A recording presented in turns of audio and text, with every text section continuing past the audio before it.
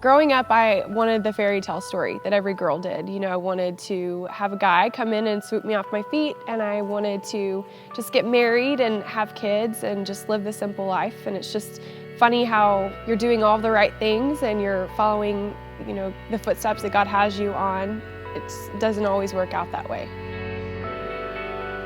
Oscar and I met in 2009. We just kind of talked and hung out with a big group, and we immediately became just inseparable best friends. Oscar had a son, I think he was 3 at the time, and so I really became close to him. I always told Brennan that I loved him way before I loved his dad. So then about 6 months later, we kind of realized we started having feelings for each other, Oscar and I, and so we started dating, and we both entered very cautiously, very slow, because we both had baggage on both sides from past relationships. You know, since we were best friends, we had already kind of gotten past the getting to know each other stage, and 6 months later into that, we were having just a conversation about, you know, our futures, and was telling him, oh, I can't wait to have kids one day, I can't wait to do these things, and he basically admitted that he didn't want to ever have kids again. I just felt my heart just break into several pieces. It was really hard because it was just something that I always wanted, you know. It was probably the one thing that I never felt I could compromise with, you know.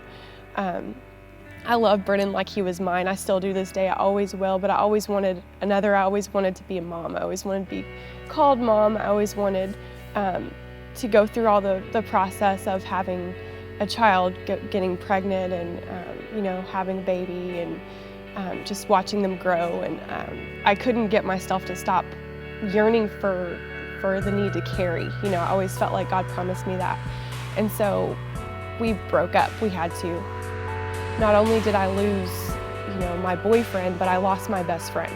And so I had to kind of like start over in life. Like, all of our best friends were the same. We had mutual friends. We would see each other all the time. We would hang out at church, not only on Sundays, but we were there Saturday nights. We were there during the week. We were always getting a group together. And so I knew to heal myself, I had to just stop. I had to stop, you know, seeing him. I needed some space and some time to heal. And it just wouldn't happen. You know, I just kept praying to God, please just shut the door. Like, just let me move on, let me get over him. There were some times where I even tried to move away, and it didn't work out. I was just stuck there, and I didn't understand why. You know, I didn't understand why God wouldn't just let me move on. I had been through a lot of really bad breakups and just really bad relationships I shouldn't have even been in before. And I didn't want to do that again. I didn't want to be in a relationship where I just wanted to change Oscar. If anybody was going to do any work, it would have to be God.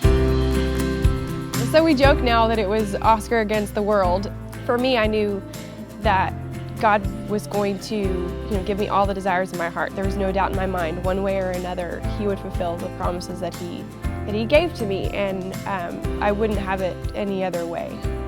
This June, we celebrate our 2-year anniversary, and we're also expecting Jude, Love Turman, in July. His story is just something that we will always treasure, and we'll just constantly be reminded of God's faithfulness. We are the Turmans. This is our day 1.